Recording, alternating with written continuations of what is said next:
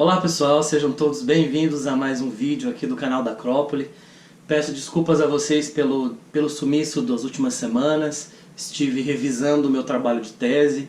Para quem me conhece sabe que eu estou nos momentos finais do meu doutorado, trabalhando sobre literatura contemporânea, estudando especificamente a obra do escritor brasileiro Ricardo Lísias. E então, para quem conhece esse ambiente acadêmico, a gente precisa se dedicar e focar bastante. Então, nas últimas semanas eu fiquei muito atarefado, revisando, relendo as obras e costurando, dando os últimos nós aí para que a tese pare de pé e fique apresentável para a banca.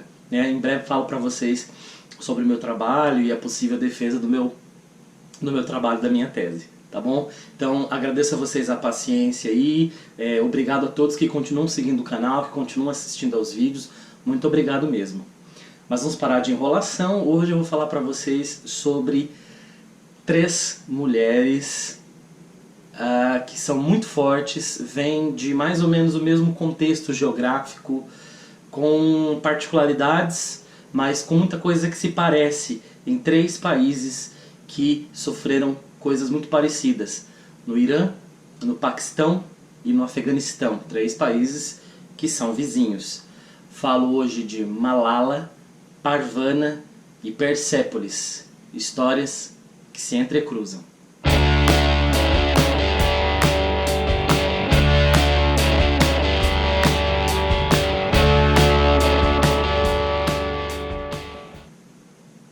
Entre esses 3 livros, então, gente, o primeiro que eu apresento é o da Malala, o livro Eu Sou Malala, escrito por ela mesma, Malala Yousafzai, e a jornalista Christina Lamb. Então ela escreveu com a ajuda dessa jornalista. A Malala ficou mundialmente conhecida por ter ganhado o Prêmio Nobel da Paz, super jovem, em 2014, com 17 anos. Quer dizer, jovem demais. O que será que essa menina fez? Qual foi o trabalho que ela teve, então, para conseguir o Nobel da Paz? E eu falei que vou apresentar 3 mulheres, né? São 2 mulheres reais e uma ficcional, mas com certeza essa ficcional remete a provavelmente outras tantas que lutaram e que lutam pelos seus direitos. Bom, no caso da Malala, ela está no Paquistão e é preciso contextualizar um pouco a história da Malala e o Paquistão. O Paquistão pertencia à grande Índia britânica, que depois que a Inglaterra se retirou da Índia, né, então ela foi dividida em 3 partes, né, na verdade em 2 principalmente, a Índia e o Paquistão. Então a Índia ficou de maioria hindu, e o Paquistão foi então criado um Estado Islâmico ali para aquela etnia. Então a religião principal ali era o islamismo. E inclusive o Paquistão e a Índia entram em guerra 3 vezes logo depois da independência do Paquistão, que é em 1947. Perde todas as 3 guerras para a Índia. E inclusive na última delas, uma parte do Paquistão, que estava separada geograficamente ali do próprio Paquistão, também consegue independência, que é o Bangladesh. Bom, então, imaginem num contexto fundamentalista islâmico, como uma menina precisa então provar que lutar pelo direito seu é educação, né? Ela está no norte do Paquistão, numa região chamada Vale do Swat, especificamente numa cidade chamada Mingora. E assim, a tradição, como ela conta no livro, diz que o pai celebra muito o nascimento de um filho, mas não de uma filha, né? E o Ziauddin, pai da Malala, celebrou muito o nascimento da Malala, e então ele já começa aí a modificar as coisas. Então ela consegue ser diferente num contexto extremamente opressor para a mulher, porque o pai já começa quebrando as tradições locais, que é celebrar o nascimento de uma menina, né? E o sonho do pai era ter uma escola. Ele monta uma escola, depois de tantas adversidades a escola se estabelece. E a Malala, ela cresce brincando dentro dessa escola. Então as brincadeiras são no pátio da escola. Quando ela vai brincar ela brinca de escolinha, então assim, ela cresce no meio educacional. Então ela é influenciada por esse meio de maneira muito forte, né? Então essa é a figura da Malala, que vai então criando uma consciência de luta pelo direito à educação.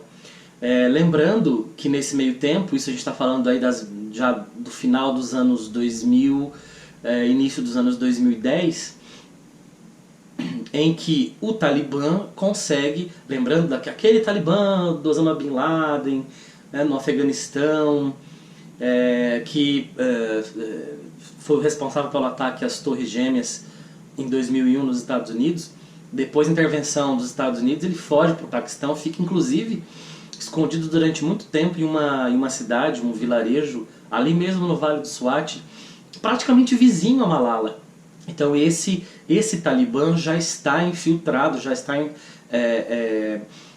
conquistando a mente das pessoas. O pai da Malala diz, o Talibã não é... Na verdade, um amigo do pai da Malala diz em uma das conversas, diz então que o Talibã é mais do que um grupo organizado, uma milícia, é uma filosofia de vida, né? É um pensamento. Então, como você luta contra o pensamento? É algo muito difícil.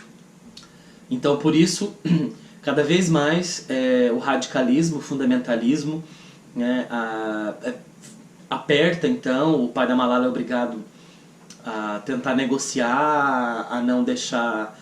Né, muita gente queria que as meninas não estudassem, ele diz, não, vão estudar sim. Mas para agradar um pouco, ele deixava, olha, as meninas vão entrar por um outro portão, etc.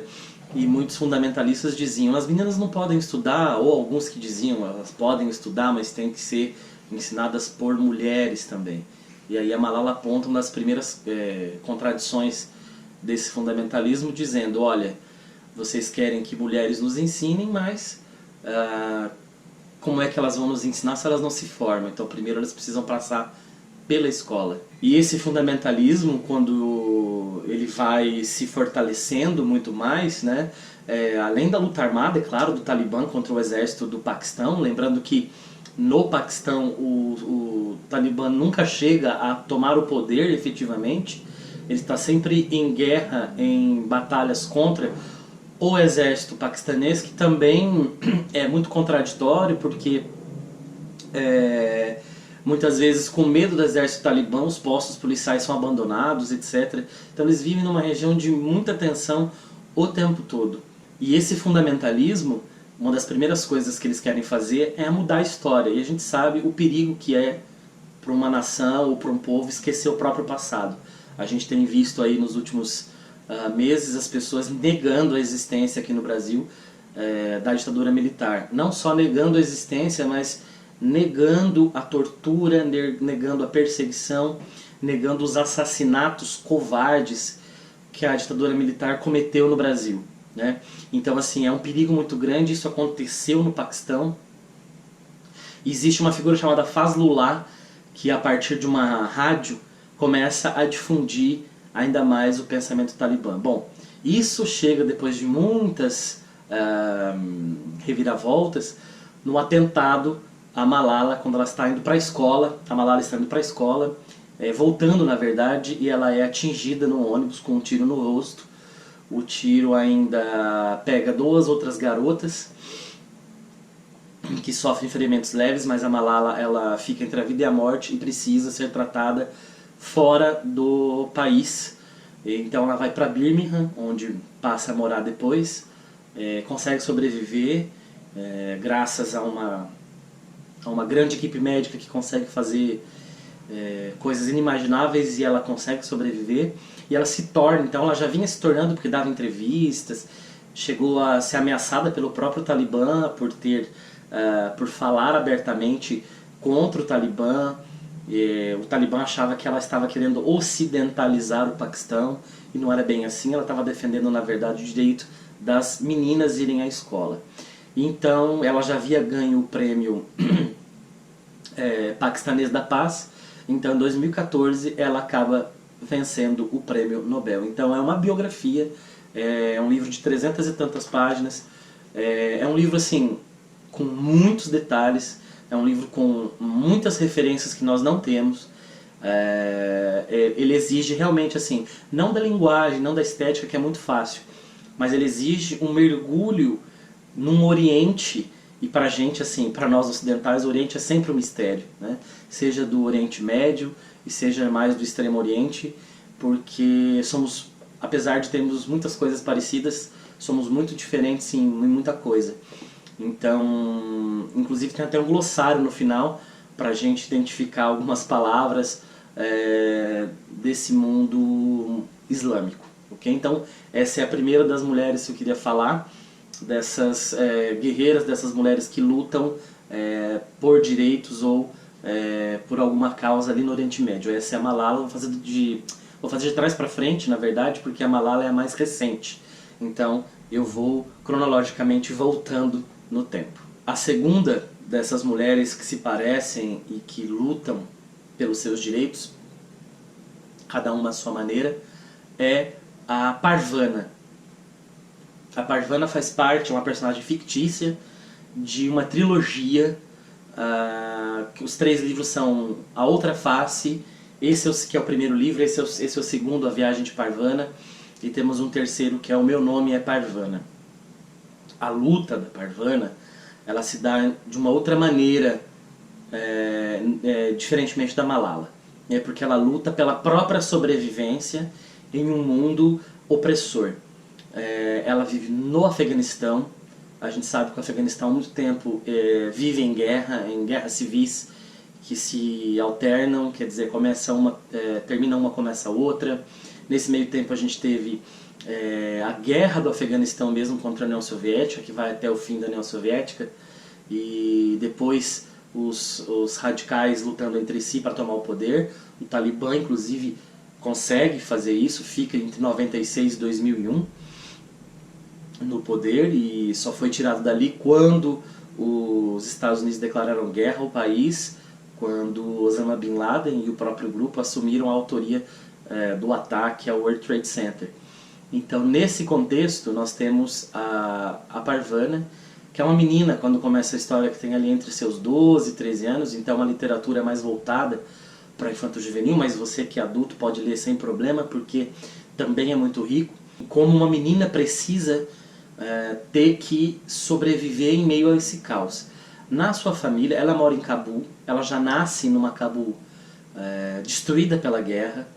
Ela tem uma imagem fictícia de Cabul na cabeça, fictícia porque ela cria a partir dos relatos dos pais, dizendo que Cabul era uma cidade, sim, sempre foi muito quente, mas as pessoas, quando estava muito calor à noite, saíam andar pelas lojas de discos, pelas livrarias, tomar sorvete às 10, 11 da noite, as pessoas andando numa cidade iluminada e muito bonita.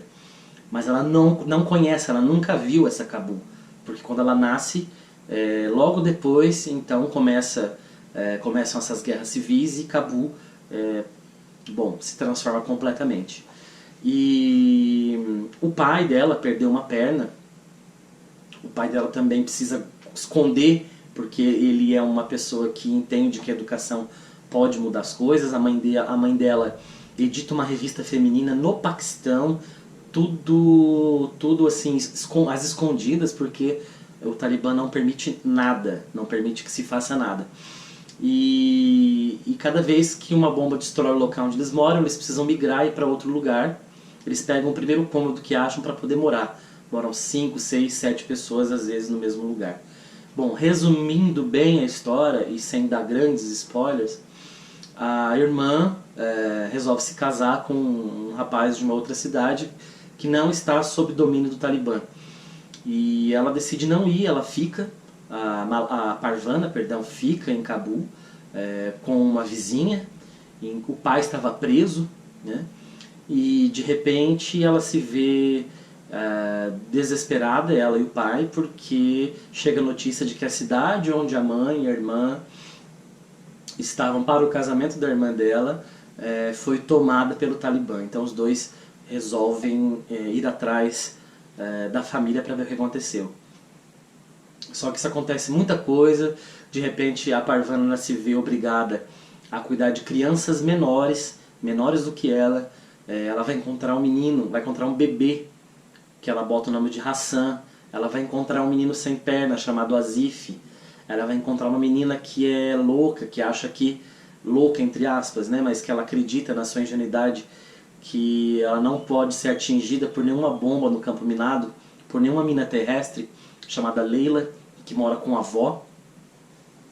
E a Parvana, então, com 12, 13 anos, se vê como a mais velha desse grupo e se vê responsável por cuidar dessas crianças menores.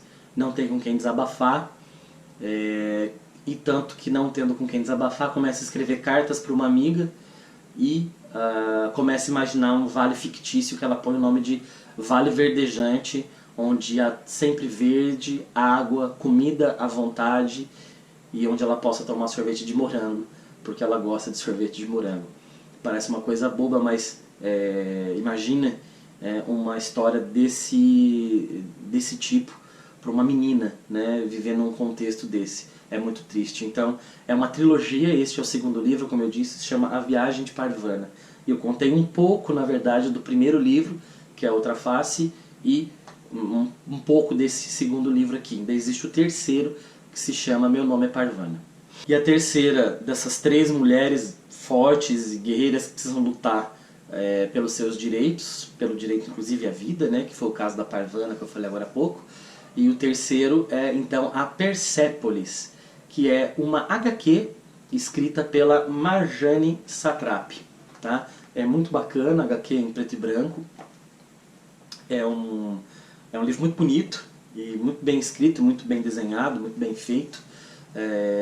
E que se passa então no início na verdade, começa bem ali no início da Revolução Islâmica que acontece no Irã em 79. Até então o Irã tinha assim, uma certa abertura ao Ocidente, né, à ocidentalização do país, porque dependia de muita coisa para um país que pouco produzia, então ele precisava dessa abertura. E há vários problemas ali, né, um grupo comunista querendo dominar o país, e os fundamentalistas então acabam tomando poder e acabam exigindo o uso do véu, pelas meninas, os meninos elas têm que estudar separadamente dos meninos, etc. E essa menina, que é biográfico, né, a Marjane, ela sonha em ser profeta, ela acha que vai ser a última grande profeta, ela conversa com Deus, ela acha Deus parecido com Karl Marx, ela tem dois pais, né, o pai e a mãe que são realmente muito pra frente, a mãe vai em manifestações contra o uso do véu, o pai é muito politizado, então ela cresce num seio familiar muito politizado, né? E assim, dá pra dizer que, mesmo sendo HQ, para usar aquele termo alemão, não sei se a pronúncia é bem essa, mas vou tentar, que é o Bildungsroman, que é um termo alemão para romance de formação. O que seria o romance de formação? É um romance que passa na idade onde o indivíduo forma o seu caráter, está descobrindo o mundo. É ali no meio da adolescência até o início da idade adulta, né? Ali alguns 20 e poucos anos.